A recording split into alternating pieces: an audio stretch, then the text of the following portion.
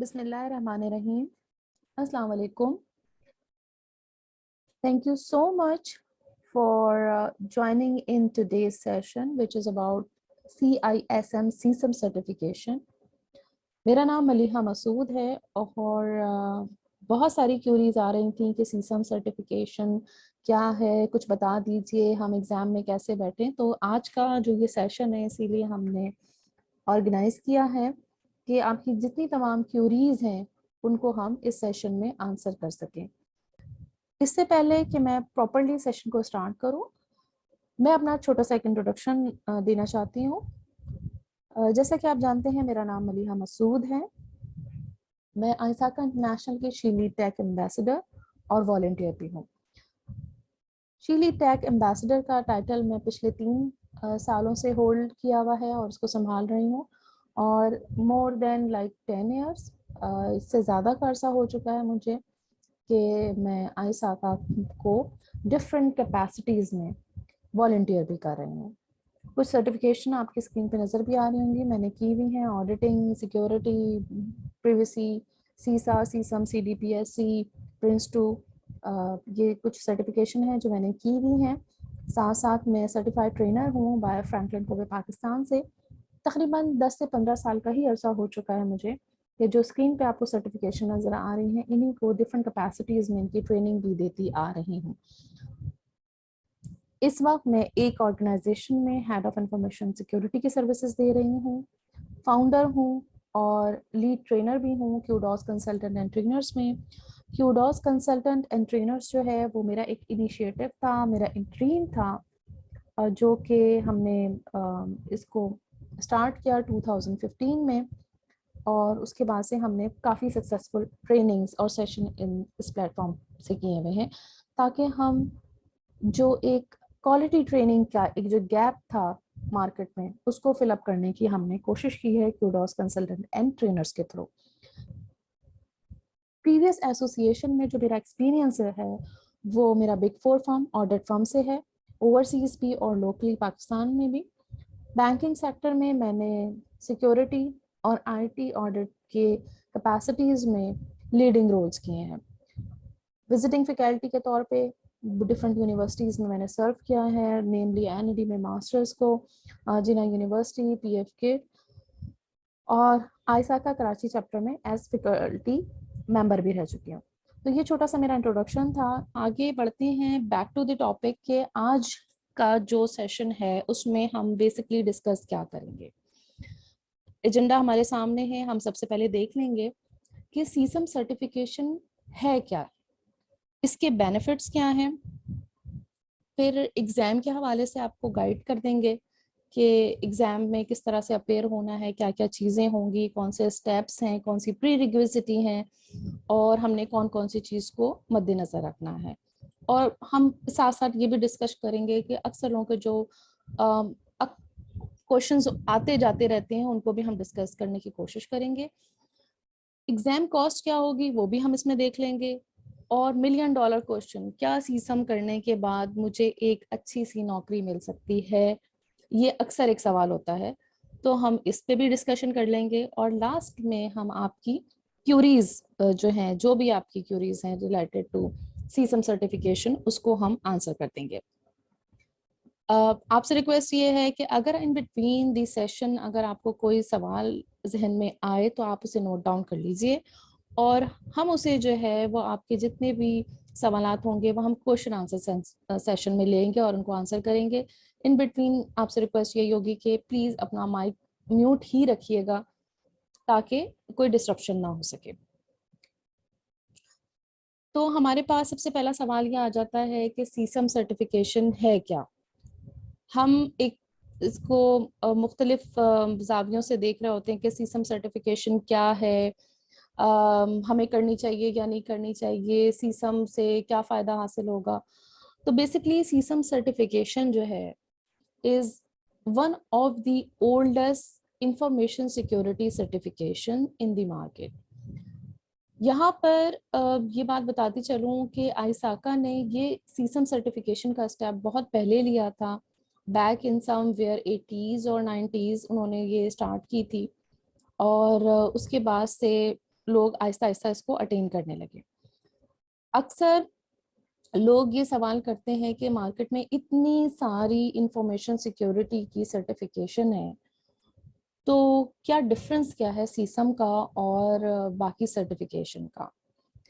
तो मैं आपको यहाँ पे एक चीज क्लियर करती चलूं कि जितनी भी बाकी सर्टिफिकेशन है, मैं किसी का नाम नहीं लूंगी इस वक्त, लेकिन जितनी भी सर्टिफिकेशन है वो टेक्निकल बेस्ड सर्टिफिकेशन है, जिसमें हम प्योर टेकी लैंग्वेज इस्तेमाल कर रहे होते हैं, टेक्निकल नॉलेज गेन कर रहे होते हैं। जब हम सीसम की बात करते हैं तो हमारा एक्सपेक्ट थोड़ा सा मुख्तलिफ होता है।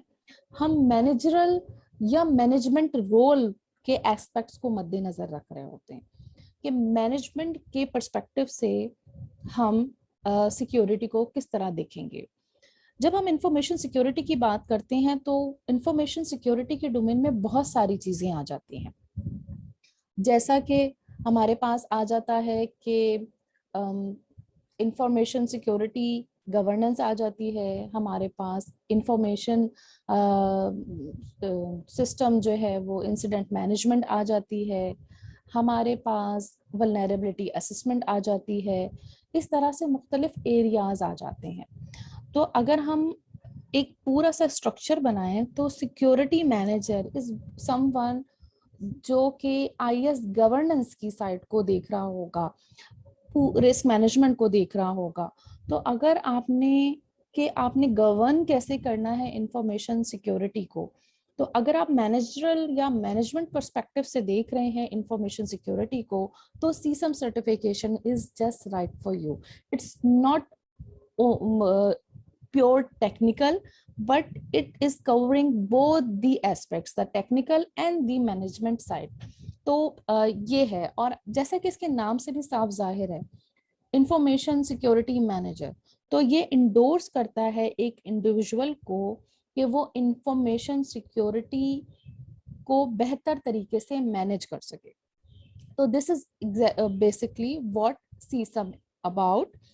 अब हम आगे देखते हैं कि हम इसमें मजीद क्या चीजें हैं। अच्छा जी, जैसा कि अभी मैंने अर्ज किया आपसे कि CISM certification stands for certified information security manager. अच्छा, इसमें जो है आपने देखा कि the most recognized designation for information security governance, program development, management, incident management and risk management। ये अभी मैंने आपको बताया था कि अगर आप वो एरिया देख रहे हैं जिसमें रिस्क मैनेजमेंट को मैनेज करने की बात हो रही है, इंसिडेंट मैनेजमेंट को मैनेज करने की बात हो रही है, प्रोग्राम डेवलपमेंट की बात हो रही है, गवर्नेंस की बात हो रही है, ओवरऑल गवर्नेंस के स्ट्रक्चर हम जो बनाना हो, तो उन तमाम लोगों के लिए CISM certification is just right certification. अभी जैसे मैंने स्टार्टिंग में भी बताया कि आपके पास टेक्निकल एक्सपर्टीज हैं, बट टेक्निकल एक्सपर्टीज को बोर्ड लेवल तक पहुंचाने में, उनको रिपोर्ट करने में, उनका डैशबोर्ड बनाने के लिए जो आपको एक पूरी एक मैकेनिज्म चाहिए होगा, जो प्रोसेस चाहिए होगा, सीसम सर्टिफिकेशन आपको वो मैकेनिज्म, वो प्रोसेस बनाने के प्रोसीजर्स को जानने में हेल्प आउट करेगी। जैसा कि इसका एक पूरा फ्रेमवर्क इसमें बताया है रिस्क मैनेजमेंट का, प्रोग्राम कैसे डेवलपमेंट होगा, इंसिडेंट मैनेज कर रहे हैं, आपने सीन तो लगा दिया, आपने सॉक ऑपरेशन तो लगा दिए, लेकिन आप उसको मैनेज किस तरह से करेंगे, आप उसकी रिपोर्टिंग किस तरह से करेंगे। तो ये तमाम फैक्टर ऐसे होते हैं जहां आप टेक्निकल से निकलकर आप मैनेजमेंट वाली साइड पे आते हैं। तो वो तमाम चीजें एक प्रॉपर ऑर्गेनाइज वे में करने का जो प्रोसीजर है वो आपको सीसम सर्टिफिकेशन के थ्रू पता लगता है। इसके अलावा हमने अक्सर ये देखा है कि टेक्निकली लोग बहुत साउंड होते हैं, बहुत अच्छा काम कर लिया, सब कुछ कर लिया, लेकिन when it's come to reporting, तो वहां पे the majority of the people fail. वो क्यों होता है? क्योंकि उनको मैनेजमेंट एक्सपेक्ट का अंदाजा नहीं होता कि हमने रिपोर्टिंग किस तरह से करनी है।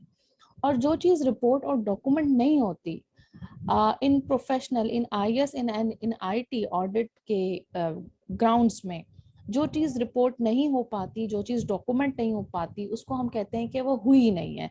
When it is not documented, it's not done. ये एक बहुत नॉर्मल सा फ्रेज है जो हमारे यूजुअली प्रोफेशंस में यूज हो रहा होता है। तो आपको टेक्निकल के साथ साथ आपको मैनेजमेंट एक्सपेक्ट भी अपने करियर में के ग्रो करने के लिए चाहिए होते हैं। अगर हम आइसाका की बात करें, या आइसाका की सर्टिफिकेशन है सीसम सर्टिफिकेशन, और आइसाका मेंबर्स की बात करें और आइसाका के फुटप्रिंट्स की बात करें, तो आपको जैसे स्क्रीन पे भी नजर आ रहा है कि मोर देन अराउंड 180 कंट्रीज में आइसाका की पेनिट्रेशंस हैं। और आपको तादाद भी मेंबर्स की नजर आ रही है कि huge amount of people are becoming member of ISACA International। उसके कुछ reasons हैं, क्योंकि उसमें आपको benefits बहुत मिलते हैं। हम benefits के बारे में भी हम आगे आपसे डिस्कस करेंगे।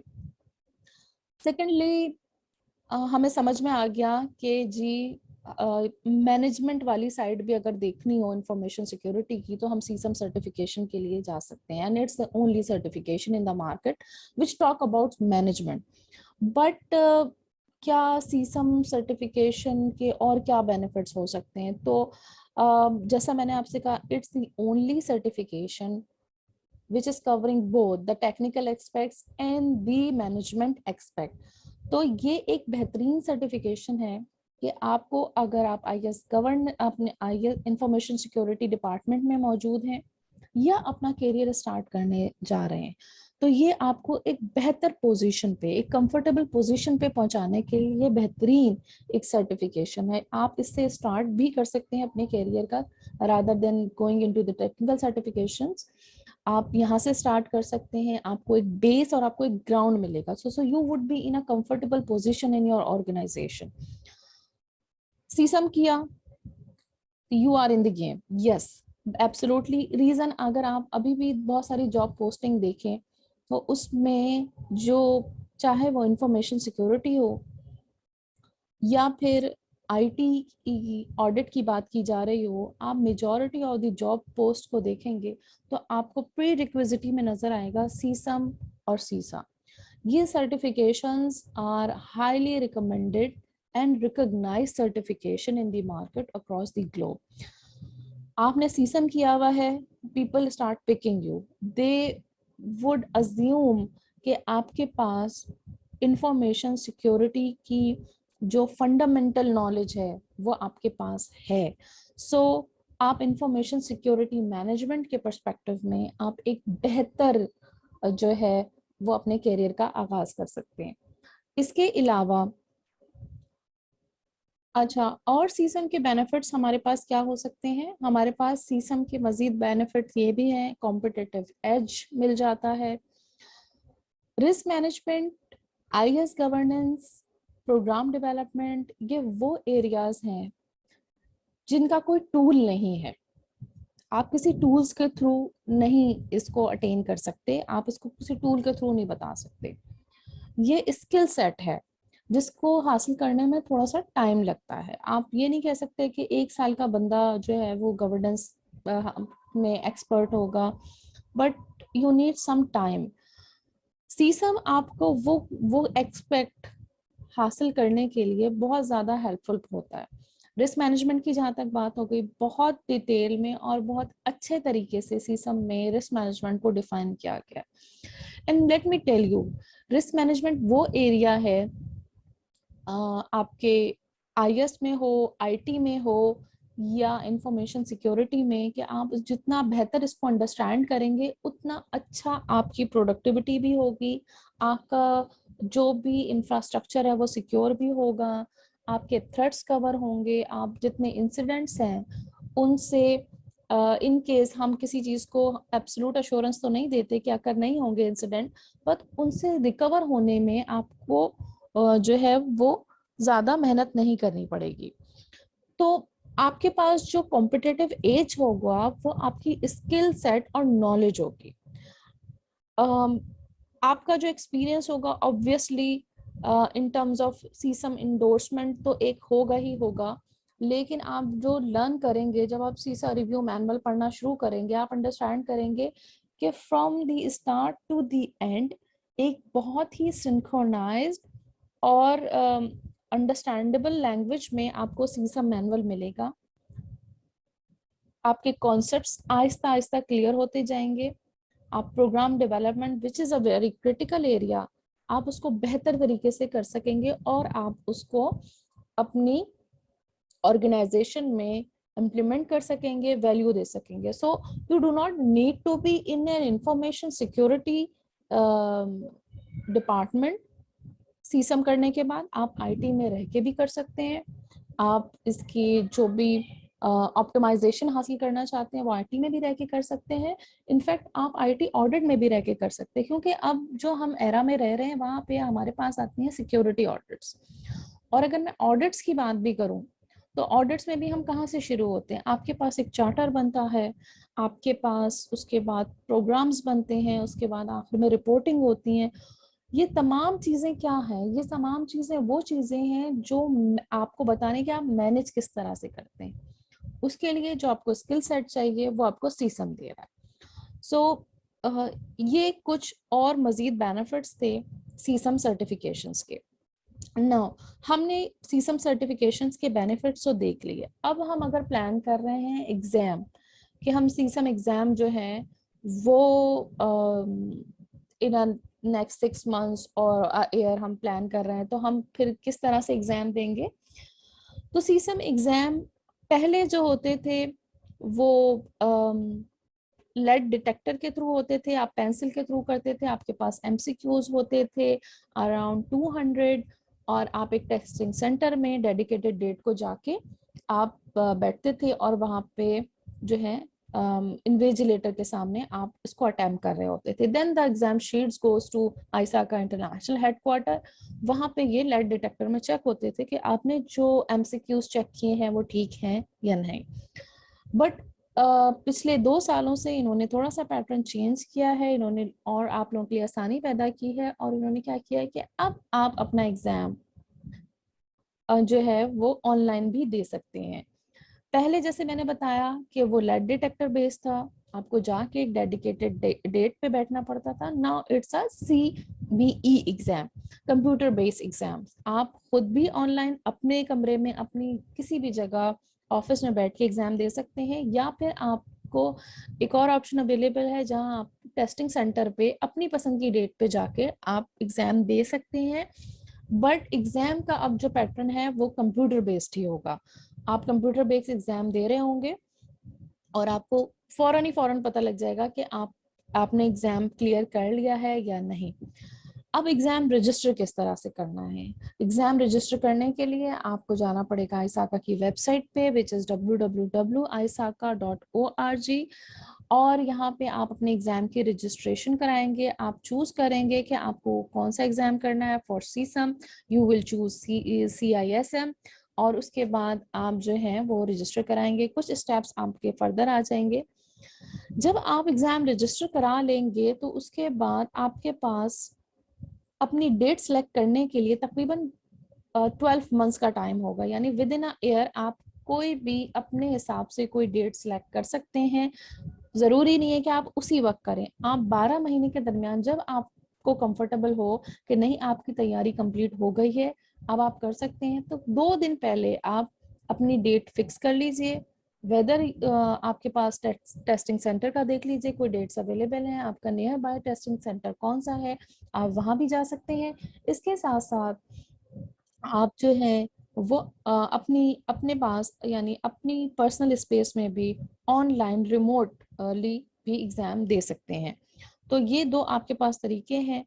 और अगर आपको किसी टाइम पे ऐसा लगे कि नहीं आपने जैसे आपने आज एग्जाम रजिस्टर कराया है और आपने सोच लिया कि मैं इस मंथ के एंड तक में जैसे आज 27 है और आपने सोचा कि नहीं मैं 15 दिसंबर तक एग्जाम दे सकता हूँ, तो आपने 15 दिसंबर की डेट बुक करा ली। बट आपको दिसंबर स्टार्ट होते होते लगा कि नहीं यार मेरी तैयारी अभी मुकम्मल नहीं हुई है और मुझे थोड़ा टाइम और चाहिए, तो आप आपके 15 दिसंबर डेट थी, आप जो है आपको मैक्सिमम 13 दिसंबर तक यानी 48 आवर्स पहले आपको रीस्केजुलिंग का ऑप्शन आपके पास अवेलेबल होता है। तो आप जो है उस वक्त भी आप ये री स्केड्यूल, आप ये अपना अपॉइंटमेंट करा सकते हैं। सीसम एग्जाम जो है वो जो बनाया जाता है, फॉर्मुलेट होता है, तो एक सीसम सर्टिफिकेशन वर्किंग ग्रुप होता है जो इंश्योर करता है कि जो डोमेन्स आपको बताई गई हैं उसी डोमेन, उसी जॉब प्रैक्टिस में आपका टेस्ट लिया जाए। सीसम का एग्जाम जो है तकरीबन अब ये 150 मल्टीपल चॉइस क्वेश्चंस होते हैं, एमसीक्यूज होते हैं, और वो आपके पास स्क्रीन पे आपके पास एक सवाल आएगा, उसके साथ 4 ऑप्शंस आएंगे, आप उसमें से किसी एक को सिलेक्ट करेंगे। स्क्रीन पे ये भी आपके पास अवेलेबिलिटी होती है कि अगर आपको उस वक्त सवाल का जवाब नहीं आ रहा तो आप उस क्वेश्चन को फ्लैग कर सकते हैं और एग्जाम के आखिर में सबमिट करने से पहले आप रिव्यू कर सकते हैं। और अगर आपने इनकेस कोई सवाल फ्लैग नहीं किया है और सारे ही दिए लेकिन उसके बावजूद भी आपके पास तमाम सवाल को जो है वो रिव्यू करने का टाइम होता है, जो टाइम एलोकेटेड है एग्जाम के लिए वो 4 आवर्स है, यानी 240 मिनट्स। तो 4 आवर्स के दरमियान आप जो है रिव्यू भी कर सकते हैं, फ्लैग भी कर सकते हैं, और आप चाहें, अगर आप यू आर कॉन्फिडेंट इनफ कि आपने जो क्वेश्चन सबमिट किए हैं वो बिल्कुल ठीक है, तो आप पहले भी एग्जाम को सबमिट कर सकते हैं। अब ये है कि हमने प्लान भी कर लिया, समझ में भी आ गया कि एग्जाम में 150 क्वेश्चंस हैं और हमारे पास एग्जाम के लिए हम रेडी भी हैं। हम अब हमारे पास क्या होती है कि हम जिन जॉब प्रैक्टिस की बात कर रहे थे, जो मैंने प्रीवियस स्लाइड में आपसे एक बात की डोमेन्स की, वो क्या है। तो हमारे पास सीसम सर्टिफिकेशंस में जो डोमेन्स हैं वो 4 डोमेन्स हैं। सबसे पहली डोमेन है इंफॉर्मेशन सिक्योरिटी गवर्नेंस, और इसकी जो एग्जाम में जो परसेंटेजेस है क्वेश्चंस की वो 24% है, यानी कि 24% क्वेश्चंस जो हैं वो आपके इंफॉर्मेशन सिक्योरिटी गवर्नेंस से आएंगी।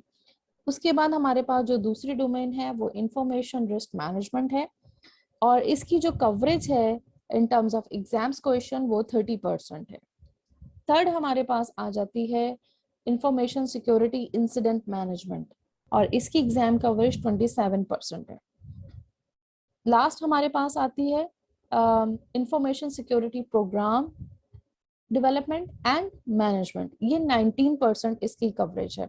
उसी हिसाब से आपके पास क्वेश्चनिंग भी होगी, लाइक किसी की आपके पास 30 क्वेश्चंस होंगे डोमेन में, किसी के आपके 25 होंगे। इनकी वेटेज भी डिपेंड करती है कि एग्जाम क्वेश्चन आपसे किस लेवल का पूछा गया है।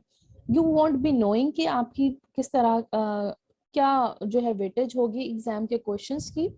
हाउएवर, आपको एग्जाम पास करने के लिए हर डोमेन को क्लियर करना बहुत जरूरी है। ओवरऑल आपका जो स्कोर है वो आपका हर डोमेन में क्लियर होगा तो आप कर सकते हैं, विच इज 60% जो है वो ईच डोमेन।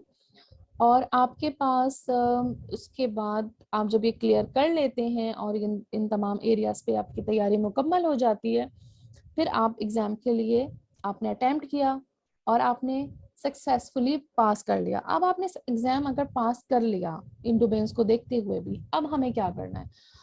उसके बाद हम जब एग्ज़ाम पास करते हैं तो हम सिर्फ क्वालिफाइड होते हैं, हम सर्टिफाइड नहीं होते। सीसम में और आईसाके की बाकी सर्टिफिकेशन में ये चीज़ है कि जब आप एग्ज़ाम पास कर लेते हैं तो आप क्वालिफाइड हो जाते हैं, फिर आपने जो है अपना रेलेवेंट एक्सपीरियंस जमा कराना होता है।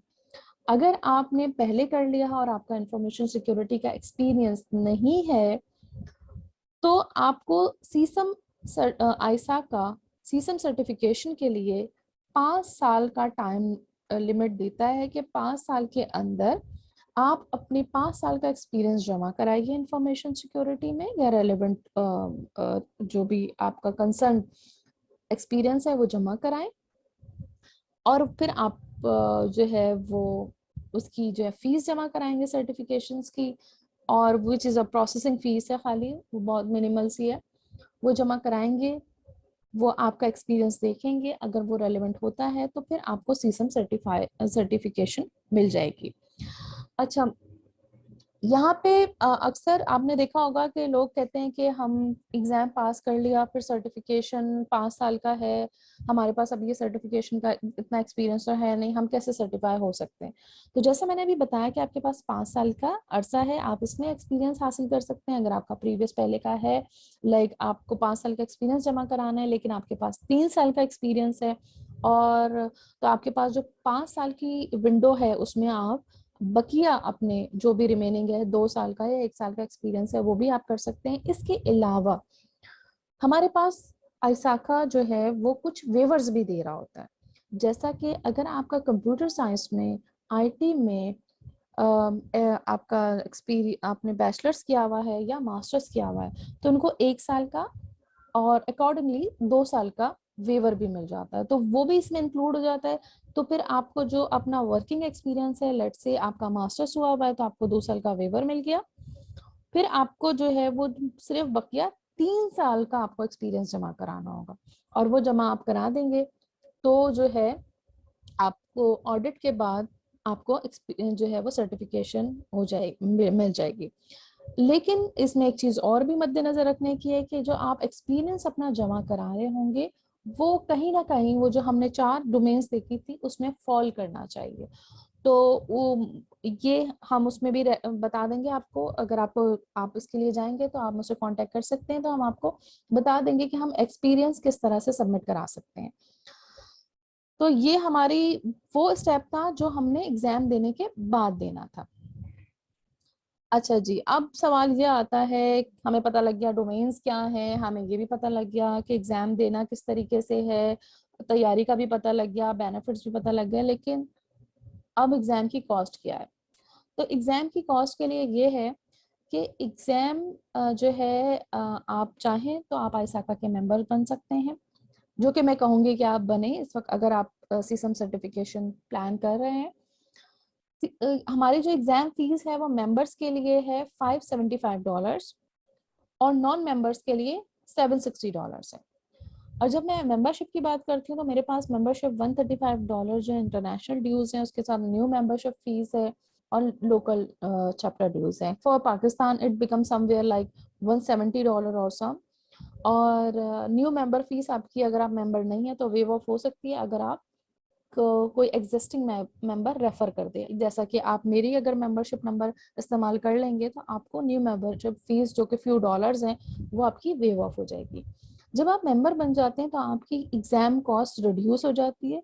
ना सिर्फ एग्जाम कॉस्ट रिड्यूस होती है बल्कि आईसाका के जो नंबर ऑफ रिसोर्सेज हैं, जो रीडिंग रिसोर्सेज हैं, उसमें भी आप वो आपको फ्री मटेरियल्स मिल जाते हैं, तो वो आपको एक बेनिफिट वहाँ पे हो जाएगा। इस तरह से बहुत और दूसरी चीज़ों में डिस्काउंट मिल जाएगा। मुख्तलिफ वेबिनार्स, मुख्तलिफ जो है वो कॉन्फ्रेंसेस में आप जो है वो आपको एक्सेस कर सकते हैं विदाउट एनी कॉस्ट। तो मेंबर बेनिफिट्स इस तरह से आपको मुख्तलिफ मिल जाते हैं। फिर जैसे मैंने पिछली उसमें आपको अर्ज किया था कि ये सारी मुख्तलिफ जो है कि हमने फीस के स्ट्रक्चर्स बता दिए कि और क्या क्या हो सकते हैं। एडिशनल फीस वो है एप्लीकेशन फीस। जब आपने एग्ज़ाम दे दिया, आपने पास आउट कर लिया, और जब आप एग्ज़ाम को सर्टिफाई करने के लिए जब अपने एक्सपीरियंसेस जमा करा रहे हैं, तो ना लास्ट स्लाइड में हमने बताया था कि प्रोसेसिंग फीस है, वो प्रोसेसिंग फीस $50 है जो आप प्रोसेसिंग के लिए, अपने सर्टिफिकेशन के प्रोसेसिंग के लिए पे कर रहे होंगे। वंस यू आर सर्टिफाइड, फिर उसके बाद का एक स्टेप आता है जिसे कहते हैं एनुअल मेंटेनेंस। आपको ईच ईयर सर्टिफाई होने के बाद, क्वालिफाई होने के बाद नहीं, क्वालिफाई होंगे तो आप 5 साल तक आपको मेंटेनेंस फीस अदा नहीं करनी, लेकिन जब आप सर्टिफाई हो जाते हैं तो उसके बाद ईच ईयर आपने 20 CPs जमा कराने होते हैं, अपना एक्सपीरियंस जमा कराना होता है लर्निंग का, which is quite easy to attain. और उसके साथ साथ आपको जो है वो $45 अगर आप आईसाका के मेंबर हैं आपने जमा करानी होती है अपनी फीस और मेंटेनेंस फीस। और अगर आप नॉन मेंबर हैं तो आप $85 जमा करा रहे होंगे।